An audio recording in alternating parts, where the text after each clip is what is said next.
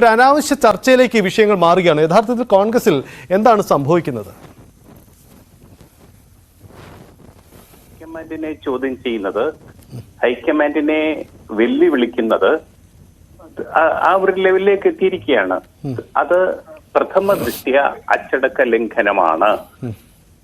പ്രഥമ ദൃഷ്ടിയ കാരണം കോൺഗ്രസിന്റെ ദേശീയ തലത്തിൽ കോൺഗ്രസിന്റെ ഒരു നേതൃത്വം എന്ന് പറഞ്ഞാല് ആ നേതൃത്വത്തെ ചോദ്യം ചെയ്യുക ഒരിക്കലും, അത് പറഞ്ഞുവല്ലോ, തെരഞ്ഞെടുപ്പിന്റെ ഫലം വരട്ടെ, വന്നു കഴിഞ്ഞാൽ അത് പരിഗണിക്കാം എന്ന് പറഞ്ഞു. അത് തീർച്ചയായിട്ടും അത് അംഗീകരിക്കുകയല്ലാതെ വേറെ പോംവഴിയില്ല ഒരു നേതാവിന്. അതുകൊണ്ട് ഒരു ശക്തമായ ഒരു ഹൈക്കമാൻഡ് ആണെങ്കിൽ, ഹൈക്കമാൻഡിന്റെ ശക്തി ഉണ്ടെങ്കിൽ തീർച്ചയായിട്ടും ഇതിനെതിരെ, സുധാകരനെതിരെ കർശനമായ നടപടിയെടുക്കും. ഇല്ലെങ്കിൽ സുധാകരൻ പറയുന്ന വഴിക്ക് കാര്യങ്ങൾ നീങ്ങും. എന്തൊക്കെയാണെങ്കിലും ഇങ്ങനത്തെ ആൾക്കാർ ഒരു പാർട്ടിയുടെ തലപ്പത്തിരിക്കുന്നത് അതിന്റെ ആ സംഘടനയുടെ ശക്തിക്കും ശേഷിക്കും ഹാനി വരുത്തതേ ഉള്ളൂ എന്നാണ് എന്റെ അഭിപ്രായം.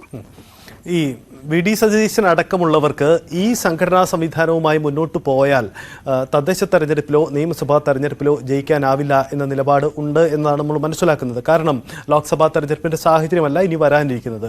അപ്പോൾ ഈ സംഘടന മെച്ചപ്പെടണമെങ്കിൽ അധ്യക്ഷ സ്ഥാനത്ത് തന്നെ ഒരു മാറ്റം ഉണ്ടാവേണ്ടതുണ്ട് എന്ന അവരുടെ വാദം അത് എത്ര കണ്ട് അംഗീകരിക്കപ്പെടാൻ ഇനി സാധ്യതയുണ്ട്?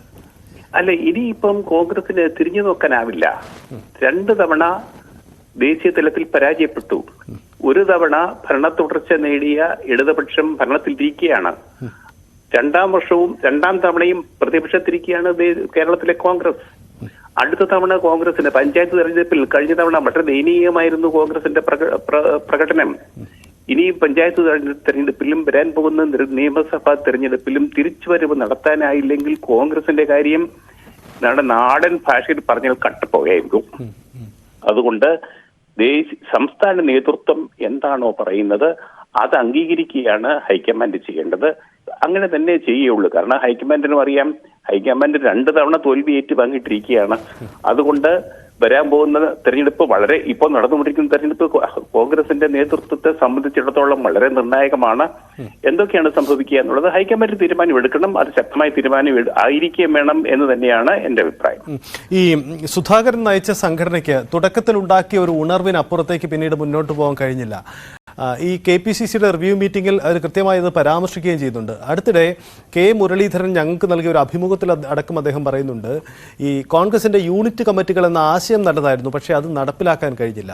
സുധാകരന്റെ ആരോഗ്യ പ്രശ്നങ്ങൾ അല്ലെങ്കിൽ അദ്ദേഹത്തിന്റെ ഒരു ശൈലിയൊക്കെ കോൺഗ്രസിന്റെ സംഘടനാ തലത്തിൽ ഒരു തിരിച്ചടി ഉണ്ടാക്കിയിട്ടുണ്ടോ? അല്ല, കോൺഗ്രസിന്റെ നേതൃത്വത്തിലേക്ക് വരേണ്ടത് അടിത്തട്ടിൽ നിന്ന് കോൺഗ്രസിന്റെ KSU, യൂത്ത് കോൺഗ്രസ്, അങ്ങനെ അല്ലെങ്കിൽ INTUC അങ്ങനെയൊക്കെ ഉള്ള താഴെ തട്ടിൽ നിന്ന് മുകളിലേക്ക് വരുന്നവരായിരിക്കണം, ഉരുത്തിരിഞ്ഞു വരുന്നവരായിരിക്കണം നേതാക്കൾ. അങ്ങനെയൊക്കെയാണ് മുമ്പ് നേതാക്കൾ ഉണ്ടായിട്ടുള്ളത്.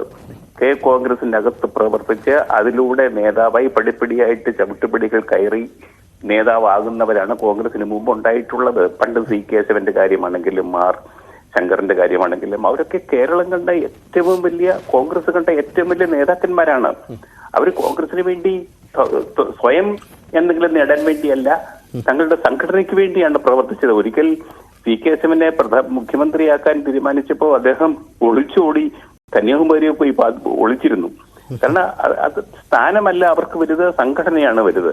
അതുപോലെയുള്ള നേതാക്കന്മാരെ ഉണ്ടായെങ്കിൽ മാത്രമേ കോൺഗ്രസ് രക്ഷപ്പെടത്തുള്ളൂ എന്നുള്ളതാണ് സ്ഥിതി. യെസ്, അതാണ് കോൺഗ്രസിന്റെ രാഷ്ട്രീയവുമായി ബന്ധപ്പെട്ട് നടക്കുന്നത്. സുധാകരനെ മാറ്റാനുള്ള അല്ലെങ്കിൽ സുധാകരന് KPCC അധ്യക്ഷ പദവി തിരികെ ലഭിക്കാനുള്ള തീരുമാനം വൈകുകയാണ്. അതിൽ സുധാകരൻ കടുത്ത സമ്മർദ്ദം ഉയർത്തുന്നു എന്നതാണ് രാഷ്ട്രീയ സാഹചര്യം. കോൺഗ്രസിൽ എന്താണ് സംഭവിക്കുന്നത് എന്ന് വരുന്ന മണിക്കൂറുകളിലെ പ്രതികരണം ശ്രദ്ധേയമായിരിക്കും. K സുധാകരൻ തന്നെ ഇക്കാര്യത്തിൽ ഒരു വ്യക്തത വരുത്തുമെന്ന് നമുക്ക് കരുതാം.